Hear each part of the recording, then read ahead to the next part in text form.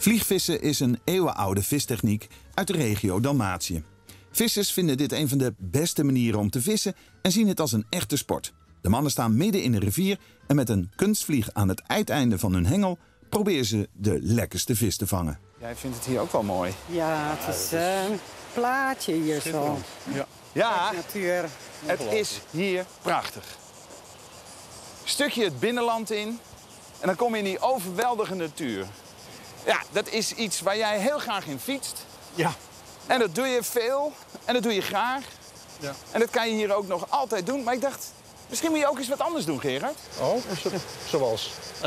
Er wordt hier in Kroatië namelijk heel veel gevist. Ja. Fly fishing. En je ziet al die mannen hier al, die dat aan het doen zijn. En ik dacht, hoe leuk is dat als we Gerard eens leren flyfishen? Oh jee, Ja. oh jee. Oh, dit is Renzo, dobar dan. Dobar dan. Can you teach Gerard everything about fly fishing? Almost everything. Almost everything. If you're ready to learn. Nou, dan zou ik zeggen, Gerard, Janja en ik laten jou met Renzo rustig even de tijd nemen om het flyvissen onder de knie te krijgen. Oké. En dan gaan wij eens even rustig kijken hoe hij dat allemaal doet. Nou.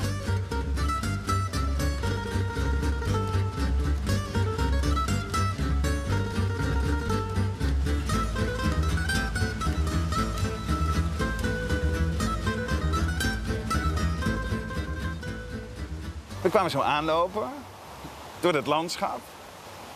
En jij riep maar, oh wat is het mooi, oh wat is het mooi. Ja. Kwam er allemaal weer ook van vroeger?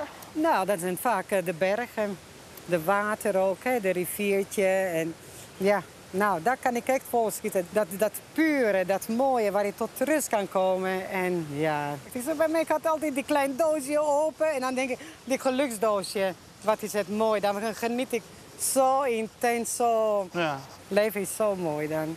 Nou, wat Ik heb een lieve man, lieve kinderen. Nou, lieve vriendinnen, mooie werk. Nou, wat wil ik nog meer in het leven, denk ik dan ook, hè? Nou, met jullie hier zo dan.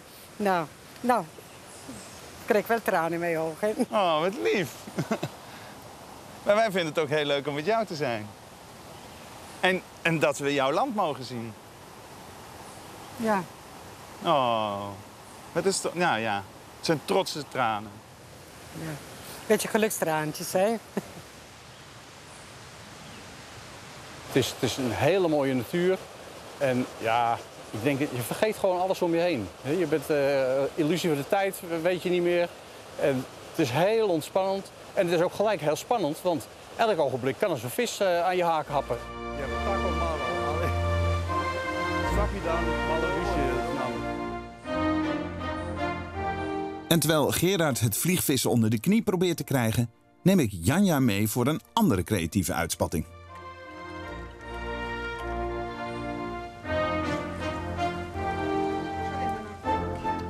Jij bent creatief, je schildert veel, daar heb je veel lol in.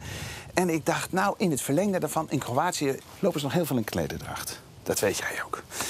Misschien is het leuk als jij voor Gerard iets maakt wat typisch Kroatisch is. Wat jij dan maar iets voor op zijn hoofd. Nou. Ja, want het is nogal heet. Op zijn kale hoofd. Op zijn kale hoofd. Nou. Traditionele klederdracht is een belangrijk onderdeel van de Kroatische cultuur. In de kleding zie je invloeden terug uit Venetië en het Ottomaanse Rijk. De taak van de vrouwen was om de kleding te versieren met allerlei borduursels.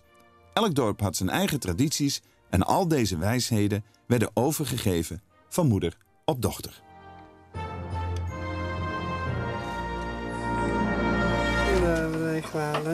Mobiele taco nog prima. Volgens mij zit je er lekker in. Nou, gaat goed. Maar hoorde ik, is dit vertrouwd of is dit helemaal nieuw voor jou? Nou, ik zei net tegen deze mevrouw, mijn moeder had ook zo eentje thuis vroeger gehad. Ja? En soms, nou, vond ik ook leuk om even iets te maken. Sami alkari, kad dobiju alku. Lijepa je boja ova crvena i Da, crno. to je tako baš, koristila se ta vunena čoja, se naziva. Apart gevoel weer dan. Want vroeger heb ik ook zo achter de oude naaimachine gezeten. Ja, toen ik nog thuis woonde bij mijn moeder. En nou, na zoveel jaren. Ik denk dat Gerard heel bijzonder zou vinden. Dat ik die heb gemaakt. En ja, zou hij heel mooi vinden.